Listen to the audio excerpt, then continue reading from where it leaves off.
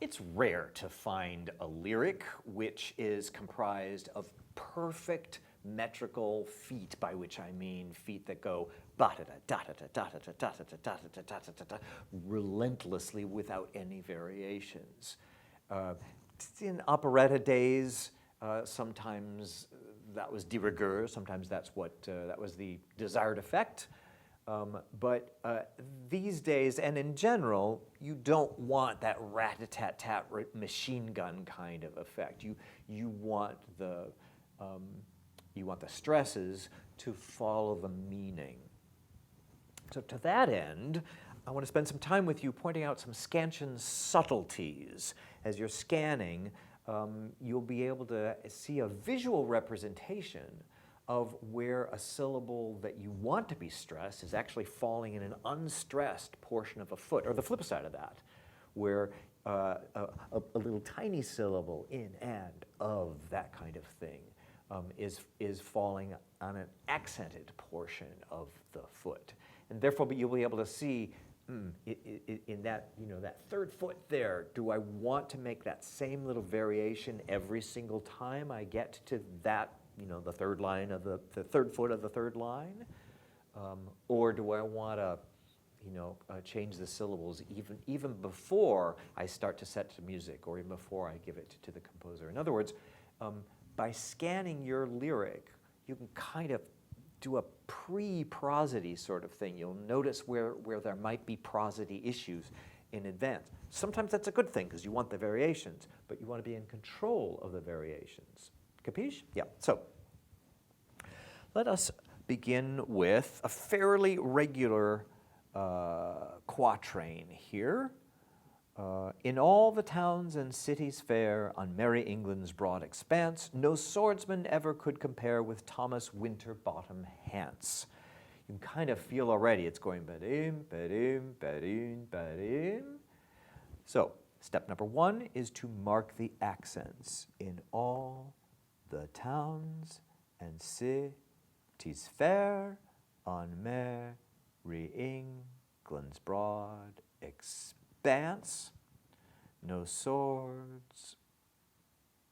ever could compare with Thomas Winterbottom Hance. And then you put in the moras. In all the towns and cities fair, on merry England's broad expanse, no swordsman ever could compare with Thomas Winterbottom.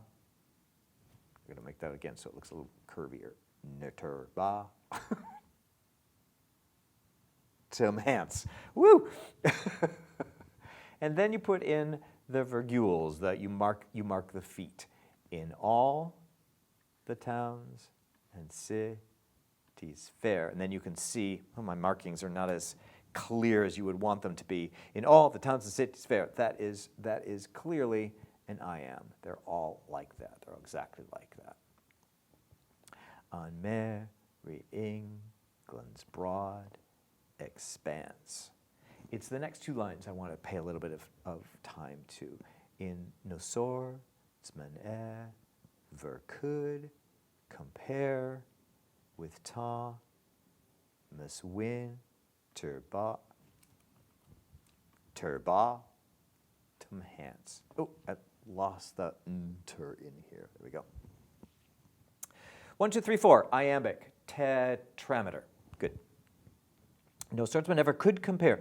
It is this syllable, could, of the third foot of the third line, I want to point out. Because the line reading is not, no swordsman ever could compare. You wouldn't emphasize that. You want that no swordsman ever could compare. The could just doesn't get an accent. So that particular foot, that badum, is not really an I am, is it? It's a pyrrhus. It really has two moras in it. It's unaccented. No swordsman ever could compare.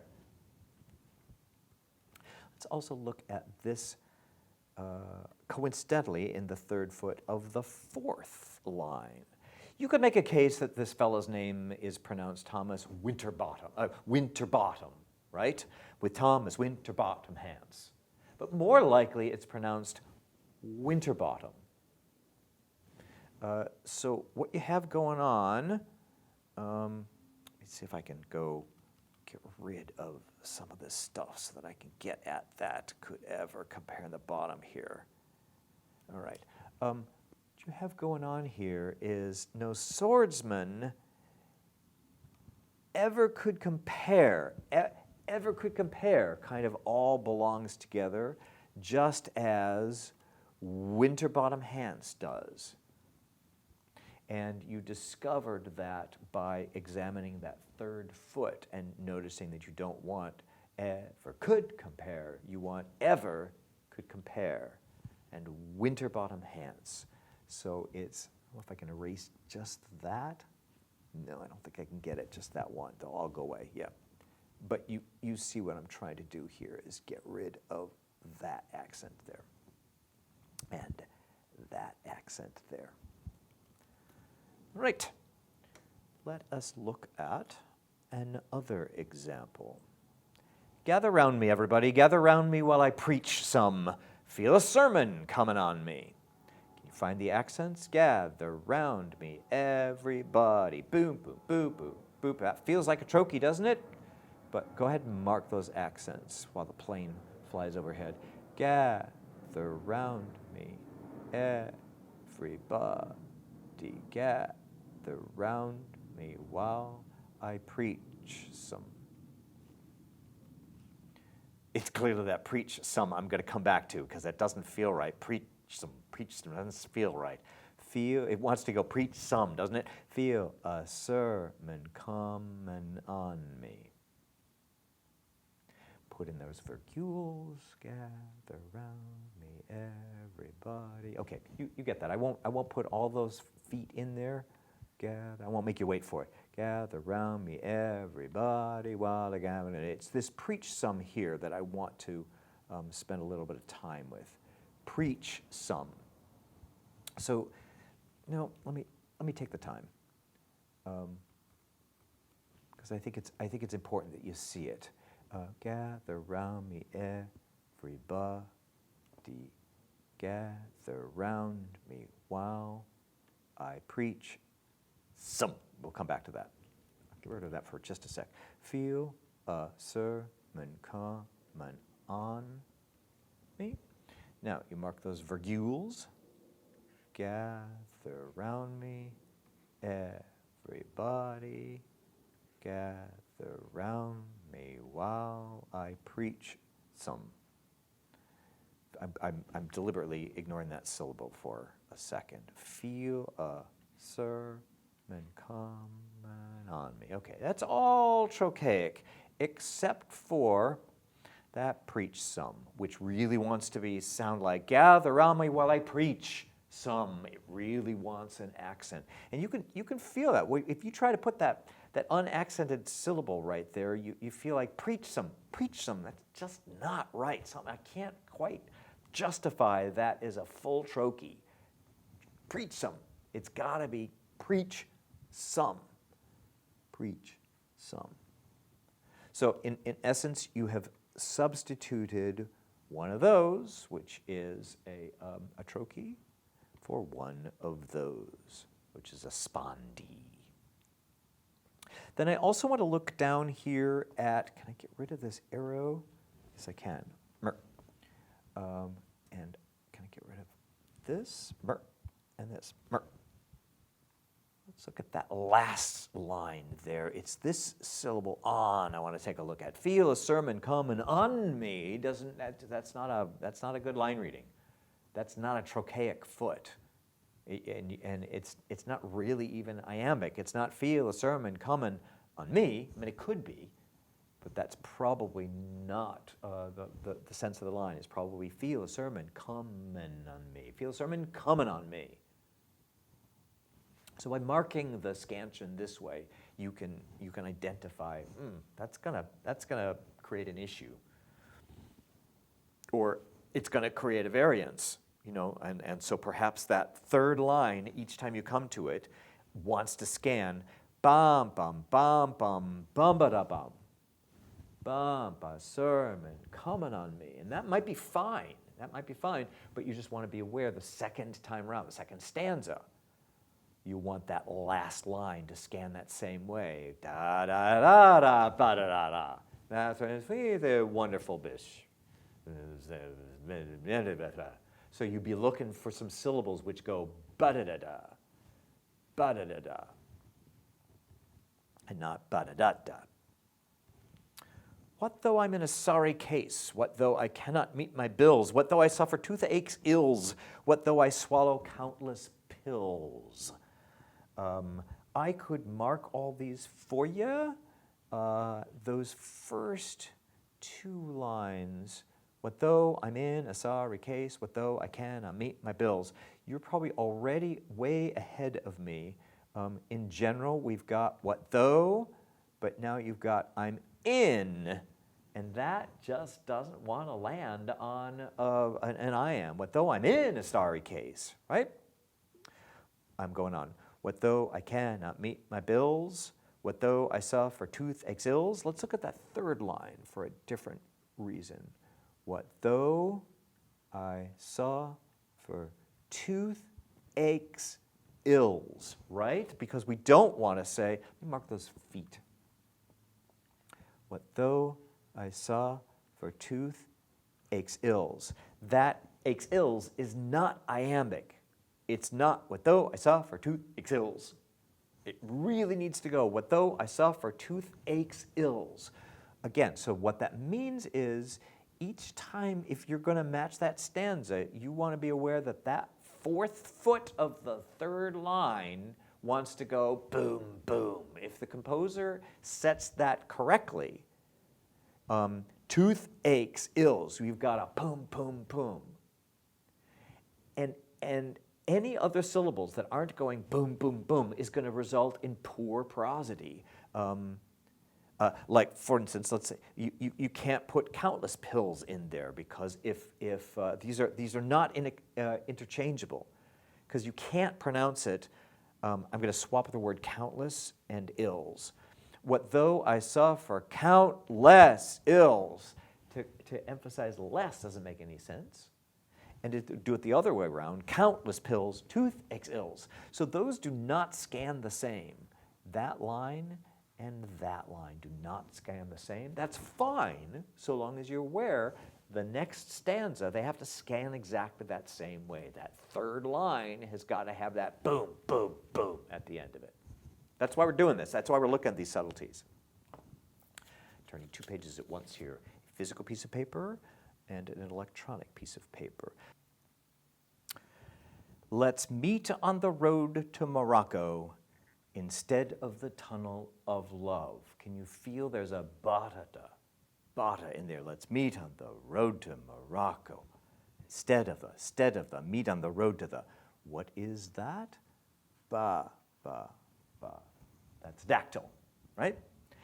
So mark those feet, meet on the, mark the accents. Meet on the road to Morocco instead of the tunnel of love. And then fill in the moras. Let's meet on the road to Morocco instead of the tunnel of love. You see, that's not as regular dactylic as perfect dactylic meter would be. So if we're looking for a pattern which is that ba-ta-ta, then you'd get into trouble if you'd start by marking that as an I am. Let's meet on the road to Morocco. What you want to do is to find those ba-ta-das, right? So road to Mura, meet on the. So meet on the, that looks like the end of that foot. Road to Mo. And then we've got ba, and it feels like there's a missing syllable. This whole thing, whoa, man, this is really hard to scan. Uh-oh, that's what we're here for. Instead of the, that looks right, tunnel of. So we're pretty clear on the meet on the road to ma and stead of the tunnel of. So what do we do with the stuff that doesn't fit there? What do we do with, let's start with Morocco here at the end there, Morocco. There's two ways to look at this. I will point you towards both and then suggest which one I think you should look at. Morocco, if you're thinking of this as dactylic, what you're looking for is Morocco bum, bum, bum, bum, Morocco bum. Well, darn if that extra syllable isn't actually here. Look at that. Morocco in. So if you think of, whoops, got the wrong little pen there. If you think of Morocco in right there, then you've got a perfect dactyl. Morocco in, instead of the tunnel of love. So if you think of this first line here as kind of wrapping around to the second, that is an ugly arrow, that it sort of, you know, it Morocco in, it's sort of carrying all the way over into there, then suddenly that dactyl fits into place. Meet on the road to Morocco instead of the tunnel of love. And then all you're left with is that initial let's and the final love. Get rid of that really pretty arrow. In fact, I'll see if I can get rid of that word in. All right? Let's deal with the word love at the end there. What you're looking for, if this were perfect dactylic, it would be love bub. Instead of the tunnel of ecstasy. Instead of the tunnel of ecstasy would be perfect scansion. Actually, not a bad example, because you might wind up in a bind in which your lyrics have been going, meet on the road to Morocco instead of the tunnel of ecstasy, and you're feeling like, oh, I need a respite. I need to put a little break in there. And so you are looking for a syllable which means ecstasy, but isn't da-da-da. You want something that's smaller, or vice versa. In fact, you've written the word tunnel of love, but for whatever musical reasons, you want to fill in that dactyl, in which case you go to your thesaurus and look for words that are derivations or meanings of the word love, and you're looking for a dactylic meaning of love. There you'll find ecstasy or passion fruit or something else, monkeying. Instead of the tunnel of monkeying, yes, that's what you really want. Leaving you with this little guy over here. Let's meet on the. I want very cautiously to introduce you to the notion of a pickup. A pickup is something that has no metrical value. You just sort of stick it there. Like, for instance, here, if you just scan it to say, I'm going to ignore this. I'm just going to pretend it's not there. And then start with, meet on the road to Morocco instead of the tunnel of love. So the symbol for that is a little tiny circle, sort of, that's sort of a dot-looking thing, like that. Let's meet on the road to Morocco.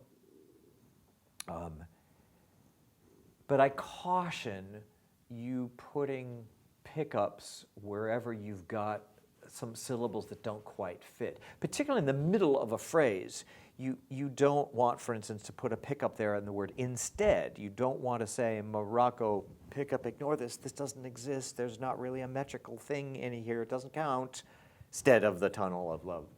Because it does count there. Morocco instead. The only time it doesn't count a pickup is sort of the beginning of a musical phrase, as it's prior to the downbeat. You can't have pickups in the middle of a phrase, because in the middle of the phrase, the beats are counting. It's what happens before the entrance of that particular phrase. And that pickup could be, you know, one syllable, two syllables, a couple of syllables. Let us all meet. Hey there, let's meet. Hey, you want to get together and meet on the. All right? So that, again, it has no metrical value. It's just anticipating the downbeat. I've got two other lyrics I'd like to share. Sometimes you're going to come on a lyric and you're not sure whether it's iambic or trochaic, or it's anapestic or dactylic, by which I mean you're not sure whether it goes ba-da-da, ba-da-da, ba-da-da, or ba-da-da, ba-da-da, ba-da-da. Here's an example of that. This is from a brand new show called Oklahoma. Don't know if you've heard of it. I hear the use of dance is very innovative in it. I'm not going to scan the whole thing, but I want to show. Let's scan a portion of the last, the third and fourth line here, as if it is an anapest, an anapestic underlying meter. So first, let's mark the accents. Corn is as high as an elephant's eye. Easy. And it looks like it's climbing clear up to the sky. Not so happy with the prosody on clear up to the sky, but there it is. The corn is as high as an elephant's eye, and it looks like it's climbing clear up to the sky. If this were anapestic, let us mark. Let's look for those anapests. That ba-da-da. So the corn is as high as. Where is the first one? It ends on high. Do you see? You can't include the corn because you've got either ba-da or ba-da-da-da. But is as high is the first virgule, the first foot that is anapestic, and then we've got is as high as an elephant's eye. Boy, that sure looks like that's promising, isn't it? Because that's all aligning there, and the only issue there is the variant of the word corn. Let's keep going on that. And it looks like it's climbing clear up to the sky. That looks right, because that is exactly, except for the corn, that all looks pretty regular, which would imply that the music is going, is as high as an elephant's eye, and it looks like it's climbing clear up to the sky. Right? Sounds right. But, he said, I want you to look at it as if it is dactylic. Boom, boom, boom. In which case, we would get this first thing would be corn is the first verb. Corn is as high as an elephant, which I think we like the scanning of elephant as opposed to the other one was is as high as an elephant's eye. Elephant. Here we got as an L. When we did it anapestically, we got as an elephant, where here we have high as an elephant. Corn is as high as an elephant's eye. True, eye is sitting all by itself over there. And that looks at first glance to be problematic, but the pronunciation of elephant is a little bit more promising. So now we've got, and it looks like it. So we end here on looks like it's climbing clear up to the sky. I posit that is, although to the eye it's a little bit less pleasing because here at the end of this line, for instance, that's sitting all by itself, and this is sitting all by itself without any feet. But if you do I and it, remember how we sort of wrap that, here comes my ugly arrow. If you take this foot and sort of wrap it all the way around here, you then get I and it, which is a dactyl. Corn is as high as an elephant's eye, and it looks like it's climbing clear up to the sky. That has a more pleasing feel to it than the opposite, which was, now you're not going to be able to see it with all the markings on it, but we did, is as high as an elephant's eye, and it looks like it's climbing clear up to the sky. So we got as an L and climbing clear up. This feels to me a little bit more elegant. Is this academic? Well, yes, duh. But it has musical implications. Whether the tune is going high as an elephant's eye and it looks like it's climbing clear up, or is it going corn is as high as an elephant's eye and it's looked like it's climbing clear up to the sky. It's a different feel, different lilt. Or ba-ta-ta-ta-ta-ta-ta. Subtle. I told you this is subtle. What's the name of this unit? Subtleties. But it has musical consequences and therefore dance consequences and rhythmic consequences throughout. Subtle, subtle, subtle, subtle. Neither of these is wrong. You could call it dactylic. You could call it anapestic. I think I lean towards dactylic because I like the way corn is as high as an elephant. The meter is really matching exactly the feet, except for I and it.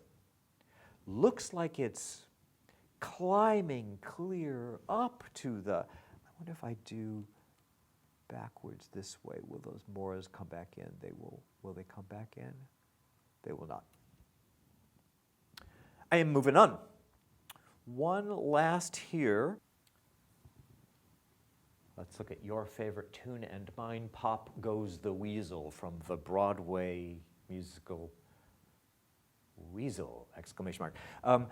This is an example of alternating numbers of feet in particular line, tetrameter, trimeter, 4, 3, 4, 3, tetrameter, trimeter, tetrameter, trimeter. Let's take a look at that. It actually scans very irregularly. All around the cobbler's bench, the monkey chased the weasel. The monkey thought 'twas all in fun.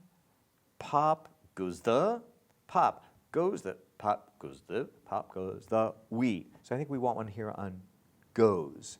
Pop goes the weasel. Maybe pop goes the weasel. Let me get rid of that for just a sec and come back to it. You see how that's, we want to just sort of put a hypothesis out there and test it out and then move on and then move back. All around the cobbler's bench, the monkey chased the weasel. The monkey thought 'twas all in fun. Pop goes the weasel. Not sure whether to give that an accent or not on that goes. What are we hearing?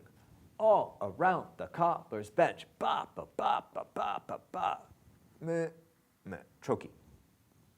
That first line, all around the cobbler's bench. The. Do you see how this is one of those rapping kinds of feet? All around the cobbler's bench, the monkey. So we've got, if you put this the here, the monkey, and then monkey chased the, changed pens there, did not mean to. Monkey chased the weasel. Then suddenly that's looking fairly analyzable. We've got 4 feet on that first line here, all around the cobbler's bench. The And then we've got monkey chased the weasel. That's 3 of them there. Trochees. And then the next line, monkey thought 'twas all in fun, pop. Let's again put that little missing mora there, and then you can mark monkey thought 'twas all in fun. Where'd that go? Monkey thought 'twas all in fun. Oh, let me put one last one here. It's important to mark those virgules. 1, 2, 3, 4. 2, 3, 4. And now we have the charismatic pop goes the weasel.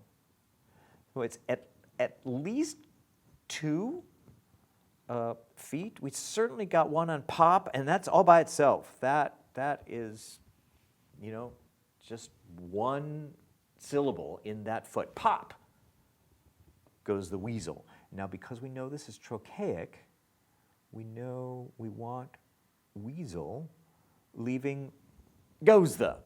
So if we put an accent here on goes the, because we wouldn't put it on the, that second foot is either a trochee or it's a pyrrhus, by which I mean it has 2 unaccented.